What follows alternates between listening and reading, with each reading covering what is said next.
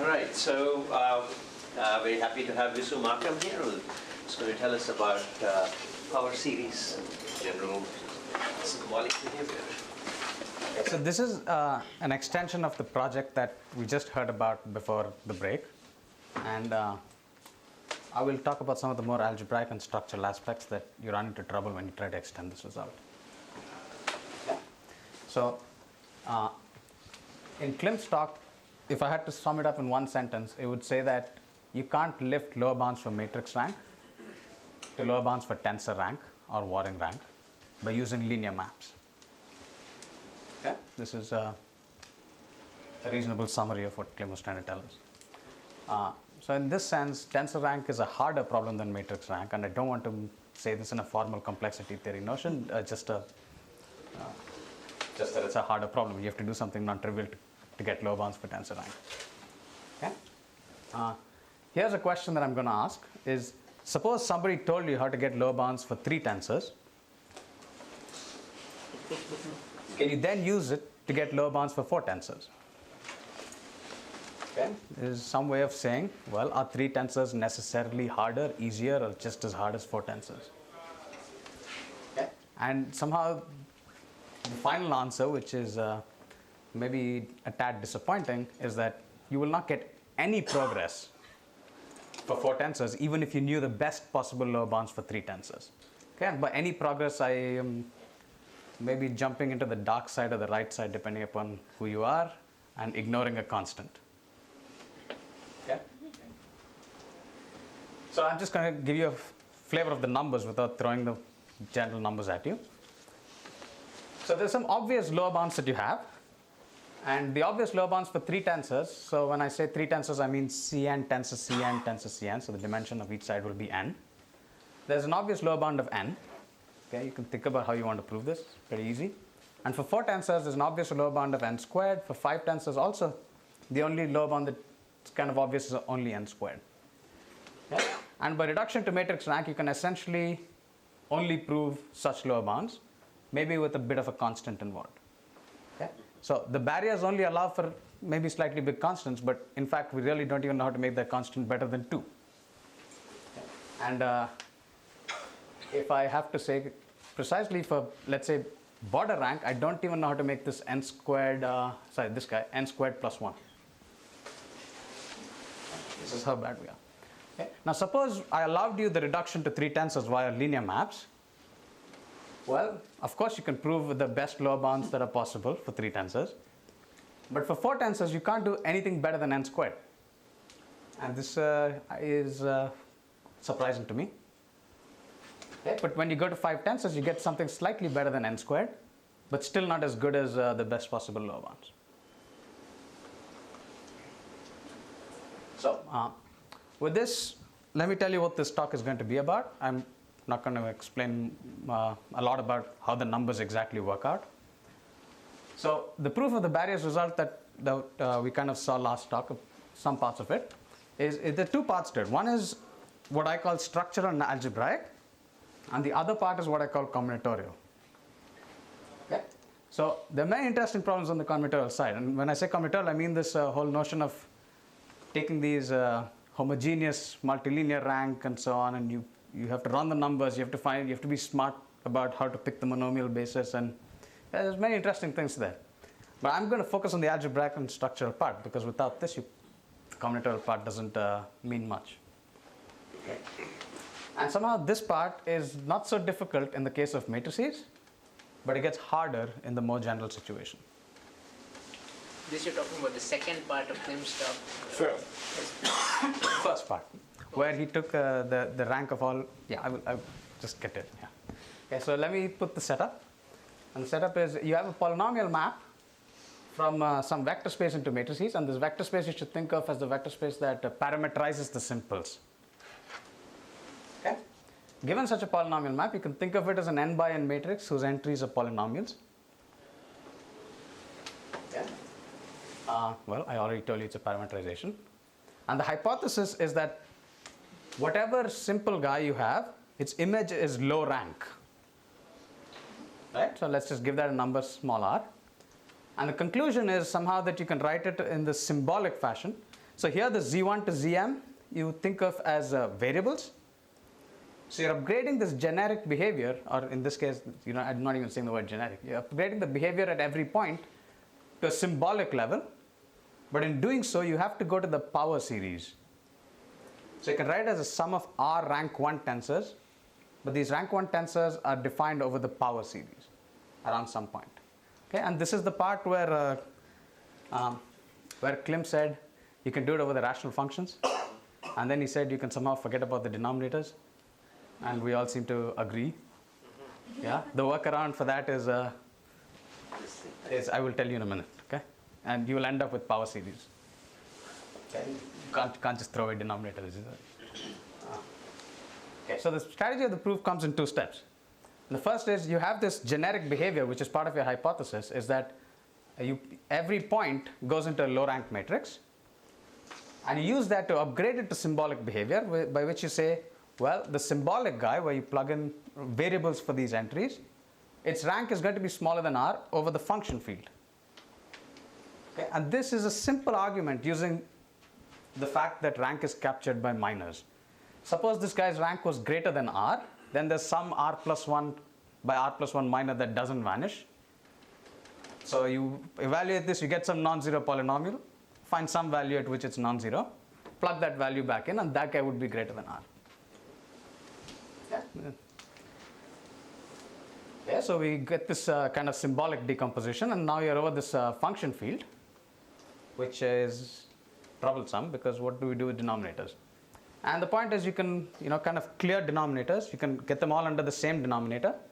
This is fine. And once you do that, you can expand this denominator as a power series around some point. Not necessarily 0, but that's maybe not that big of an issue. Okay, you can expand it around some point. And then once you do that, you get this, you get the one that, you get this kind of expression, and now you're over the power series. Well, you may be over the power series, but if your rank, if your map had certain degree M or degree K or something, then most of these terms are kind of pointless. You just know they will all cancel out in the end. So you can restrict yourself to some finite amount of data, and then you do the combinatorics to get your bounds. Yeah, you can restrict yourself to a finite number of monomials, just as what Klim was doing, and you can do some combinatorics and get your bounds. Okay. So now I want to make this, I want to pull this up to a higher level where we try to see what exactly is required in this proof and how much more general can we make this, and you run into trouble pretty quickly. Okay. So I want to think of this rank less equal R matrices as an algebraic format, and this is a name that I just came up with maybe 3 days ago. So if you have better names for it, let me know. So I want to say it's an algebraic format because saying that a matrix has rank less than or equal to R is the same thing as saying you can write it as a sum of R rank 1 matrices. You can write it in some algebraic form. Okay, some specified algebraic form. Okay. And now what the theorem, the result that I just kind of described is saying is generically, let's forget the word generic for the moment. Generically, if the image of this map L, you plug in points, if it has a certain format, this particular format, then so does the symbolic guy. Yeah, that's roughly what it's saying. Is it true for more general algebraic formats? Okay. Can you always upgrade this behavior on points to symbolic behavior? Like tensor rank. Like tensor rank, yes. What would you mean by more general Yeah. algebra? Absolutely. I love the question because I'm going to address it right now. Okay. So somehow if you think about what these rank less equal R matrices are, they're captured by the image of a polynomial map. Any rank 1 matrix is a vector times another vector, maybe transposed, and then a sum of these things. So you can parameterize these all by some big vector space, and the image of this is the rank of all rank less equal R matrices. Okay. The image could be a space of tensors, polynomials, whatever it is with some structure. And for example, rank less equal D matrices are captured by this particular map. So Cn cross Cn says you take one vector, another vector, you tensor them. That's a rank 1 matrix. You do it D times, so you have D rank 1 matrices, and then add them up. That's a polynomial map from this guy to that guy. Okay. What are some other examples? Well, sums of rank 1 tensors. Yeah, this is why matrices, you can take tensors of any size. Sums of powers of linear forms. This is like a warring rank. But maybe you can do something more funny. You can say maybe a sum of r things, each one is a product of a linear and a quadratic form. Okay. Or if you realize what I'm saying, any circuit. Any circuit, so maybe another way of calling this is a circuit, whatever language you like. So I wonder, I mean, this is maybe something I'm asking you guys, but is any polynomial map basically a circuit? I think that's kind of correct. Of course, if you don't care about the size, it is. It is a circuit, right? Yeah, there you go. Okay, so that's what algebraic formats are. And now here's the general question that I'm kind of trying to address is, so this map L was a polynomial map, yeah? In the algebraic format, do you also mean that it's a sum of small things? Is it important for you that It's maybe important for the application, but not for the result as well. Yeah. Yeah. So this is part of this talk is I'm asking for more applications for this sort of a result. Yeah. So even if we say that L instead of a polynomial map is like a rational map. Yeah. Even that Yeah. work. It's a little more generic. I can maybe abstract it out even more and say reducible variety, whatever it is. Maybe let's not worry so much about all of those things. Yes, rational map will work, and I will eventually start saying the word generic. Okay, so we have this polynomial map, and we have this algebraic format, which is also a polynomial map, but it has a separate role. So I will keep referring to it as an algebraic format. Okay, and the hypothesis is that for most points, and I use the word generic. If you don't like the word generic, you replace the word generic with all, and you don't lose anything in this talk. It's just a weaker result. If you want to follow generic and you don't know what this is, think with probability 1. If you want it to be more precise, take a big sphere. Now this is compact. You can actually put a uniform measure and take probability 1, and it still holds. Okay. So for generic guys, the image of this map for a generic point in here, for most points in here, has a certain algebraic format. That's the hypothesis. Yeah? Just a very simple hypothesis. And the conclusion is I'm going to upgrade this to a symbolic level, but then here comes the catch. The catch is to upgrade this to a symbolic level, I have to go to not the function field, but I have to go to the closure of the function field. I see. Okay? So that's power series, or that's No, we don't know. I mean, square root of z, does it have a power series? No. Yeah, the algebraic closure is maybe difficult, but we have some kind of handle in it. Everything is a solution to some algebraic equation. Okay. Now, if you remember what we did in the matrices case, we wrote it as, in terms of rational functions, had a common denominator, and we expanded out the denominator and power series. Well, we have more trouble here. We now have algebraic functions, and we have to convert them to power series. Okay, this is maybe a little exercise in our a thought exercise, not an exercise. So if you take a function like square root of z, well, you don't have a power series expansion around 0. Well, but if you took some other point, you could have a power series expansion. So that's okay. But now you have many of these guys. So you could have picked. So you have two choices, in fact. If you pick some other point, if you want to find a power series expansion for square root of z around 1, you have two choices. Yeah. One for which the value is 1, one for which the value is minus 1. It's a 2-to-1 function. So you picked one of these power series, let's say, and then you come later on and suddenly you find yourself with the 4th root of z, for which you have 4 choices. So that's not good. Only 2 choices are consistent with your first choice. Yeah. How do you know you can make a consistent choice? I have 132 functions. How do you know there exists a consistent choice of power series? Okay. Maybe think about it for a little bit. I don't know if you can write this out in a very, very elementary way as to why you can choose this consistently, but just think about what can go wrong and what can't, if you get bored with everything else. Yeah. But the point is, yes, you can replace them with power series, and I will give a reasonable meaning to all of these things. Okay. And is this statement true for most points or around only for some points? It will end up being true for most points. Yeah. You won't be able to do it over every point.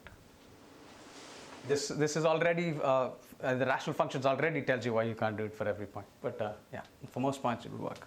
But we only need it around 1 point if you want to do it for kind of those applications. Okay. So let me illustrate the need for algebraic closure. Sorry, can I just Yeah. back up just to make sure I got it? You're saying the obvious or whatever the first replacement that you can get has bi's of z's just coming from some closure of a function field, but with some more work you can actually get it to be from the power series ring around a point. But how so z's are now they're still multivariate, is it? Or? Yes, multivariate. Yeah. Okay. So maybe I'm a little lazy, and if I were better, I would have put an underline or an overline over the z's. But every time I say a letter and not a tuple, it just put an underline, overline, whichever one you like. Okay. So I'm going to illustrate the need for an algebraic closure with maybe doesn't exactly fit in that setup, but has the same reason. So consider a 2x2 symbolic matrix. 4 variables in there. Now, if you plug in generic values for these, then you should be able to diagonalize it to a diagonal matrix. Okay?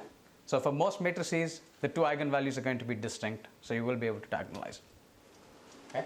But now, what if I had to do it in a symbolic fashion? I can do it, but I have to go to the closure. Why do I have to go to the closure? Think about what the 2 eigenvalues are. The 2 eigenvalues are going to be roots of the characteristic polynomial. Okay, you write out the characteristic polynomial as this t squared minus z1 plus z4 times t plus this determinant expression which is z1, z4. Okay, what are the roots of this? Well, quadratic formula. Throw it in. There's a square root there that obviously doesn't go away, and so you have no choice but to go to the algebraic closure.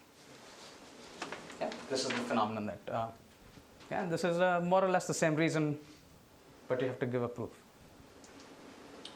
Okay, I guess this is the point where I'm done with the. Is he looking? Can we get rid of this? I think if you just unplug it, it'll go away. I see. Should I do that? Okay. So I have the main statement written, having learnt a lesson from Ankit that you can write ahead of time. Okay. So we have our setup, which is you have this map L, which is a polynomial map, and you have this map, which is an algebraic format. And the hypothesis is that for most points, the image of L lies in the image of N. It's another way of saying it. Okay. For most points, the image of L has this algebraic format. And the conclusion is 2 parts. The first part is you can upgrade this to a symbolic level, but you have to go to the algebraic closure. And the second conclusion is, well, we'll make our life easier by running away from the algebraic closure down to power series. Okay? So, if you've had some experience with, yeah. So is this just an application of implicit function theory? Yes, this is in some sense this is exactly what I want to do, but somehow I don't seem to know how to write the proof in complex analytic language. Right, so there are generalized versions of implicit function theory. Absolutely, you should be able to do this. Okay, my personal view is you should be able to do this completely in the world of complex analysis, but I have trouble writing it down. On the other hand, I can replace the complex numbers with any algebraically closed field of characteristic 0, and the proof goes through, which I don't know if you can push a complex analytic proof to that generality. Okay. This is probably more my inability to understand complex analysis than the non-existence of such a proof. In fact, this is exactly what I told people should first show up, but after months we didn't seem to have a proof, so here we go. Okay. So if you know something about schemes, here's one way you might think of this, and you might say, well, this is some scheme. It has a generic behavior. Let's pass to the generic point, and then interpret the generic point concretely, and this is roughly what you will get. Okay, So you want to give a proof of this? I will give a proof, but I will not use this language. So I will give you a simpler proof. So you come up with this proof, which is very natural if you've seen a lot of geometry. This looks very clear to me. Here we go. It looks very clear to somebody who's seen generic points and how to do this, and it's very clear for you why you have to go to the algebraic closure. It's very clear. Okay. So then I wrote this proof down, and alternately Avi and Ankit are bugging me. Why do we have to go to schemes? Why is there no elementary proof? Okay. So I go to sleep one day, and I have a dream. And in this dream, my advisor shows up, Ham Duxon, and I'm telling him, look, there is this interesting result that I've sort of come across this proof, and I'm doing this, and I tell him, look, you have to go to the algebraic closure. And he looks at me and he says, well, if you need the algebraic closure, it just must be Nullstellensatz. Okay, so I wake up the next day. This is the real thing, is it? Yes, it is a real thing.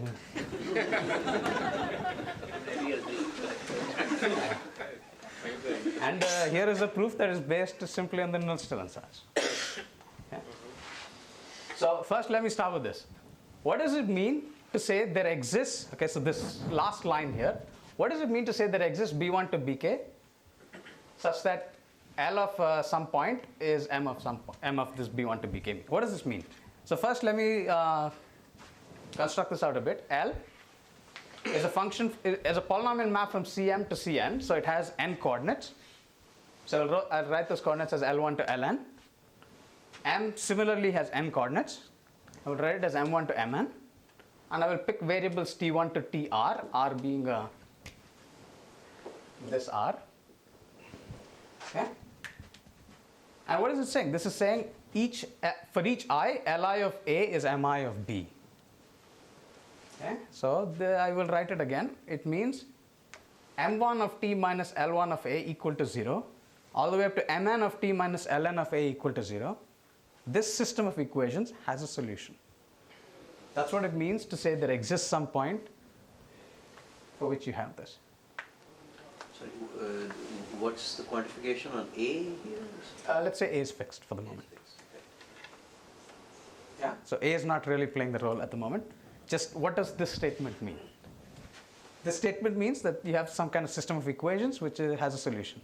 And now in this system of equations, L1 of A is a number. Ln of A is a number.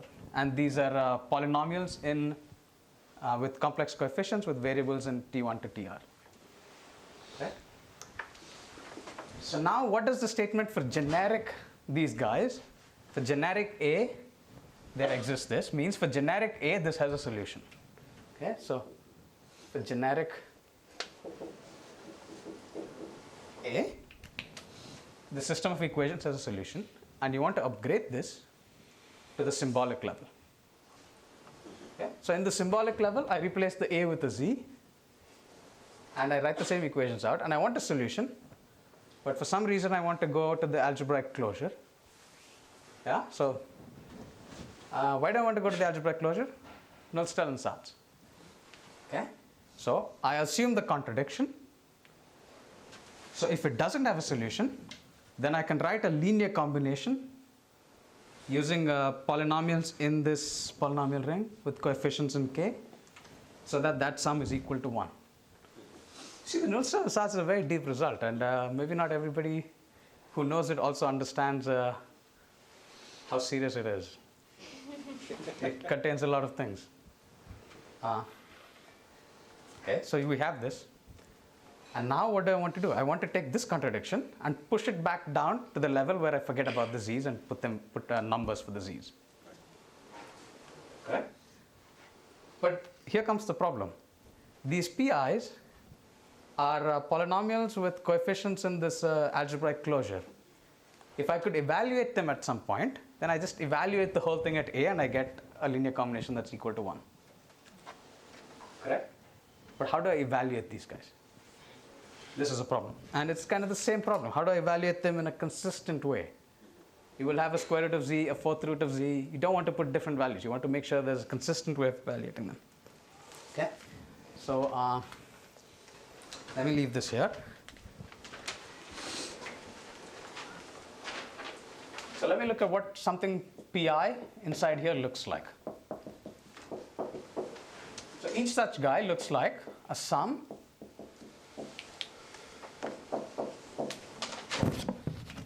That's what a polynomial looks like. It has a bunch of coefficients and a bunch of monomials.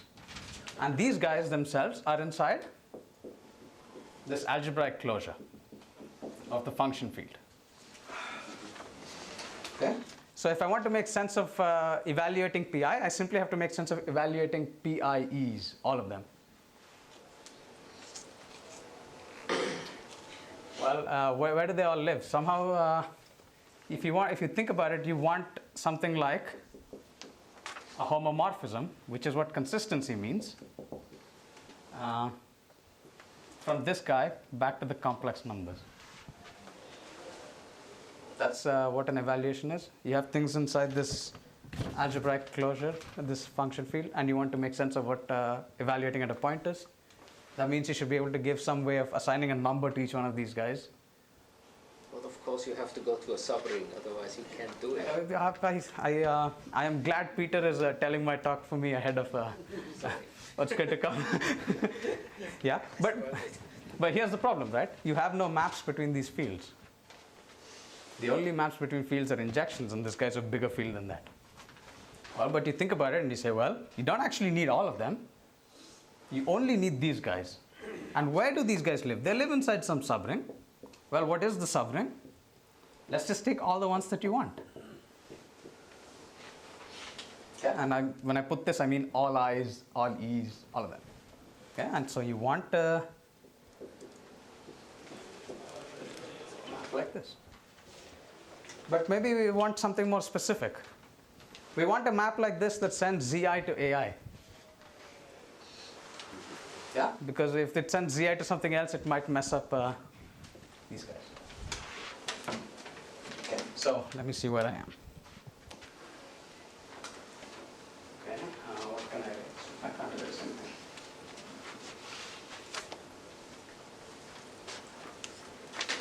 Okay, so maybe let me remark one thing. Maybe it's very important. Maybe it's not so easy to spot what the importance is. This is a finitely generated C algebra. This is what allows you to stay within the world of algebraic geometry. It's kind of crucial, but maybe we don't see exactly why. So you have this injection from the polynomial ring into this guy that I called R, which let me write it out for the moment. Another way that I want to think about this is when I say I want to evaluate pi at a's, I want to think of them as functions that I can evaluate. Okay? What is a natural space on which these guys can actually be evaluated? Okay? And this is where I have not much choice, but I want to go to this guy called M-spec. So this is a funny thing where you say, I tell you what the functions are, tell me what the space is. This is a problem that if you're inside point set topology, you don't have an answer for. If I give you a topological space, if I give you the functions on a topological space, you cannot recover the topological. I give you the functions on a manifold, you cannot recover the manifold. I give you the functions on an algebraic variety, you can recover the algebraic variety. And that process is M-spec. Okay, and this is also another reason why algebraic geometry is very robust. The functions give you everything about the variety you want. So this gives a map on the varieties, and the variety corresponding to this is just the complex plane. Yeah. And now what? The fact that this is an injection will tell me that this map is dominant, and so it contains a Zariski open set. Okay, so let's maybe forget about that for a minute. But in any case, okay, let me see what I was saying. Now I want to tell you something that's a little bit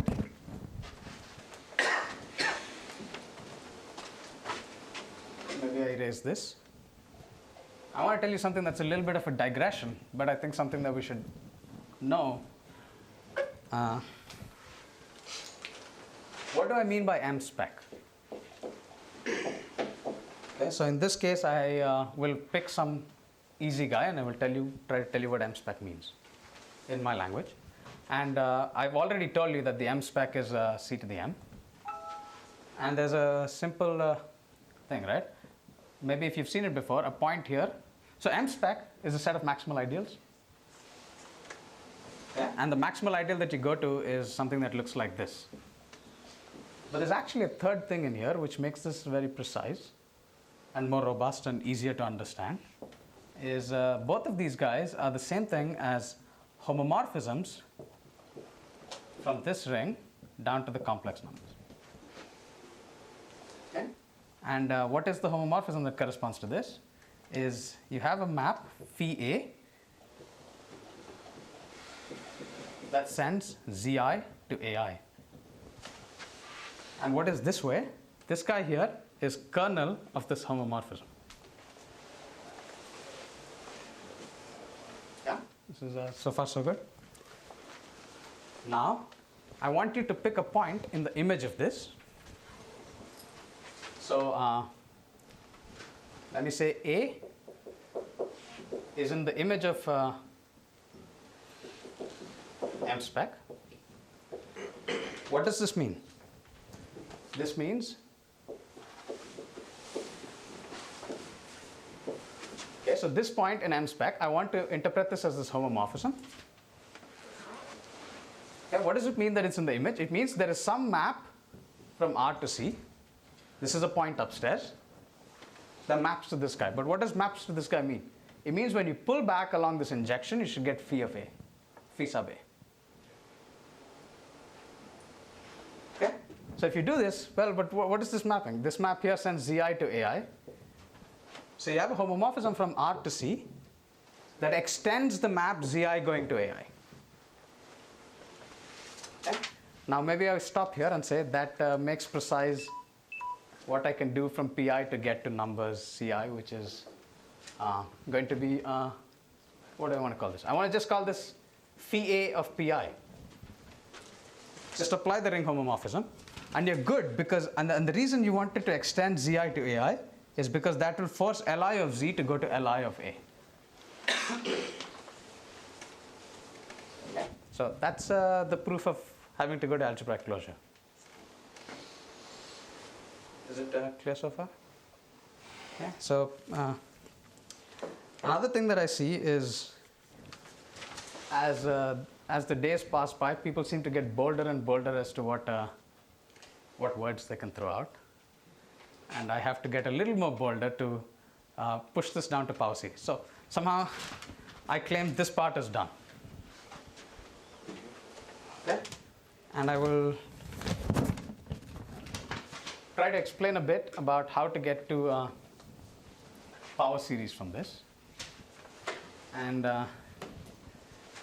somebody mentioned complex analysis and implicit function theorem, and I like this because this is the motivation for all of these guys. Okay, so here's another thing that I want you to notice. This ring sits inside this algebraic closure of the function field, and therefore its transcendence degree is m. You didn't put the border. Thank you. Correct. Therefore its transcendence degree is m. And this transcendence degree happens to be the dimension of the associated variety. Yeah? So the very fact that you can always translate between functions and the corresponding variety means you should be able to tell me the dimension by just looking at this ring. And the way you do that is to look at the transcendence degree, and it translates to the dimension. So this dimension is m, this dimension is n. What kind of a map is this? Okay, and my claim is I'm going to draw a toy picture, and you should try and see this. This is kind of what CM looks like because I can't draw m dimensions. And this guy should also be m dimensional, so it should also look like a line, but it's going to look like many lines. But it's going to look like something funny. It might look something like this.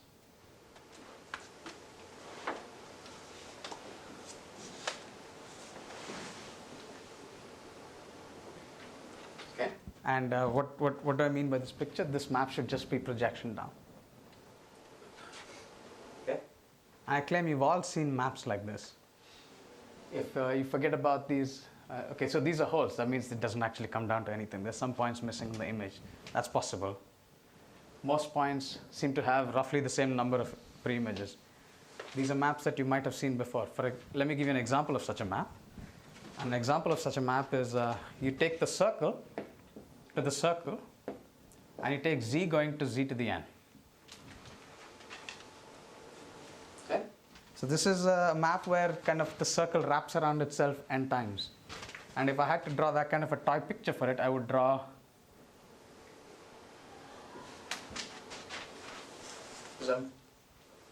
that seemed to hit your intuition well enough.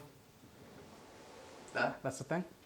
Now the only problem is, okay, so by the way, what would this correspond to? This would correspond to somehow, okay, so I say z to the n, but if I took the coordinate here as t, then that would be t to the 1 over n. And that's what allows you to, so t to the 1 over n is naturally a function of that, and there are n choices for the pre-image. Okay, that's roughly what it is. The only problem here is, maybe not everything has to be as nice as that. Yeah.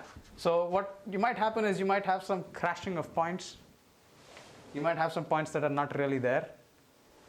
But if you throw away some bad points, you will get something that looks like that. And I think the notion for this is a covering map. Okay, so it's a ramified cover, if you like that term. But what it really means is around most points, up here and down here are locally the same. Okay, so these guys here are locally the same. Now let me go back to this point I was making about algebraic varieties and their corresponding functions. And then there was this point about complex analysis, throwing an implicit function. What are functions around a small neighborhood? This is something we know. What are functions around a small neighborhood if you think about complex analysis? These are power series. Correct? Functions around, in some kind of imprecise, informal sense, functions around a small neighborhood are power series. Which means functions around this small neighborhood and the functions around this small neighborhood are kind of the same because they locally look the same. Functions around this small neighborhood are power series. Therefore, you can interpret them as functions around that small neighborhood, around that point. Okay? Great. But on the other hand, we said this is a variety on which these guys are naturally functions. Therefore, you can also interpret these guys as functions on a small neighborhood. If it's a function on the big thing, you can interpret them as functions on a small neighborhood. And therefore, you can interpret them as functions as a power series via this map. Okay? So, let me see if I really want to say something. Do you want to explain the idea of the Puiseux series or no? No, I don't want to go to Puiseux series. No? No, Puiseux series are difficult. Because of taking nth roots? But Puiseux series are you throw in an extra level of difficulty, right? You have nth roots and power series and nth roots. Puiseux series is bigger than what we need. Puiseux series is the algebraic closure of the power series ring. We try to not go even further away. But here is the argument. The argument is somehow that, okay, and I don't really know how to simplify it. And again, this is part of maybe my inability to understand exactly why things like this are true. Is so you have this map M-spec R to CM, and I gave you this little picture that said it's almost like a covering map. It's a locally an isomorphism on most points except some bad points. Such a map is called étale. Okay, and okay, so one thing you know is that you're in characteristic 0, and this complex numbers is an algebraically closed field. And so what this means is moreover you have the same dimension. So okay, so first thing, this will tell you that your map is generically smooth. This is apparently something that we should know from a real analysis perspective. This is like Sard's theorem. Yeah. The set of critical points is measure 0. Correct? This is the analog of that says at most points the map is going to be smooth. And you have that the relative dimension is 0. That means they're both of the same dimension. because this is dimension m and this is dimension m. Yeah, I'm basically now. Okay, so at this point, I was hoping Peter will get up and tell me that this to imply generically ital. We can do that. What this means is that this map is locally an isomorphism at most points. That's exactly what the terminology here means in a formal sense. Yeah, so for generic, so for most points, you have some point upstairs which is locally isomorphic to the point downstairs, and now you can interpret them as power series. And this is also formal because generically et al. Means, so how do you interpret power series from the algebraic geometry perspective is you take what's called the completion of the local ring. And the map on the completion of local rings is an isomorphism. The completion of the local ring downstairs is power series, and therefore you can interpret it. Okay. So I will, with that, say this is also kind of concluded. But what I'm really asking for is, what else can we use this for? Somehow I look at these talks by Neeraj and Chandan and so on, and they talk about reconstruction. And they seem to fit in here, but I don't seem to know what they say. Yeah, so maybe I will stop right here. Okay, thanks.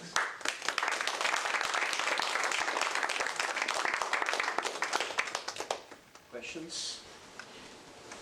So I don't understand what's going on, but when you want to express a algebraic function as a power series, you look for a point where the Jacobian of the defining equations is non-zero, and you do Hensel lifting. So if that works, would it not work for any characteristic, or at least large enough characteristic? For large enough characteristic, it will work. Yeah. The only problem is okay. Here's a problem. It will work for large enough characteristic for precisely what you say, but the only thing you can't do is I don't know how to write a power series for this. So as long as you run away from things like this. It feels like you can try to do two directly without doing one, which maybe that's what Neeraj is trying to. No, but what if the Jacobian is identically zero?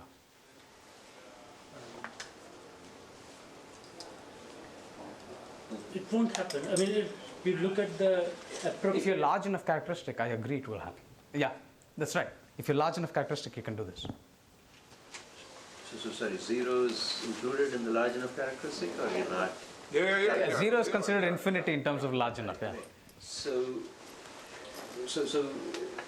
in particular, it will recover this version, or I mean, your result is specifically for 0 characteristic, right? Yeah, but the same argument sort of works in Okay, your argument works in all characteristics. large characteristics. Or large. Everything you prove with notes, this is the general nonsense that was discussed the previous talks ago. If you use the notes talent as over characteristic 0, Right. you'll get it over large. So here we only need you don't actually need the closure, right? You only need some say n-dimensional extension, Yes. n-degree extension. Sure. So instead of using a power series, can't we throw in n more variables, and say you throw in more variables yi, such that yi satisfies the if you had square root of z1 plus z4, you throw in yi such that yi square is z1 plus z4, so you have other constraints. But instead of power series, you're still working with polynomials. But you want to come back to the original variables. You're right, you can do this. I mean, this is saying the same thing where I say these guys are in part of this ring, and you're saying you want to write this ring out as generators and relations. Right? Yeah. So that's where we are. But somehow for the applications, we want to come back to the original variables. So can you explain why concluding that this is a power series at some point is sufficient to get something like your combinatorial bounds or whatever? Okay. So what happens is, these guys here, so the simples and this map will have a certain degree. So it will be a homogeneous map of a certain degree. And you will have this equality where on this side you have it in terms of power series. But on the left side you only have polynomials to a certain degree. So even though you have power series here, the relevant monomials are kind of bounded. But this is all around one point. This is all around one point, but this is in a completely purely algebraic form, right? Okay, I see. Okay. Yeah, so once you come down to this and you have power series on one side and polynomials on the other side, you can forget about what these functions mean, you can forget about everything and look at it from a purely algebraic point of view. You have two power series. Polynomials are also power series, so two power series, they're equal. On the one side, they're all certain monomials of certain small degree. On the other side, you can have large monomials, but you know they have to cancel out, so you can sort of ignore a lot of them, and only a few of them really matter.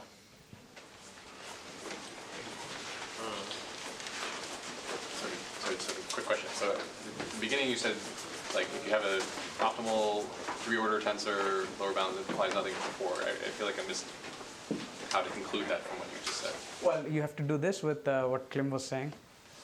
So this is the algebraic part, and then you have the combinatorial part, where you have to do the same kind of work that Klim does for rank methods to matrix rank. Okay. So there's additional work to be done, but that additional work begins from this power series. Basically, you'll have instead of tensor products of two things, which give you rank 1 matrix, you'll have a tensor products of 3 things, giving you a 3 dimension 3 tensor. So one of the parts will have to be of dimension at most d over 3. Right. And even if you had optimal bounds there, it would be n squared. So you get, instead of d over 2, you get 2/3 of it. Okay, It's so the same calculation. let's thank Visu again.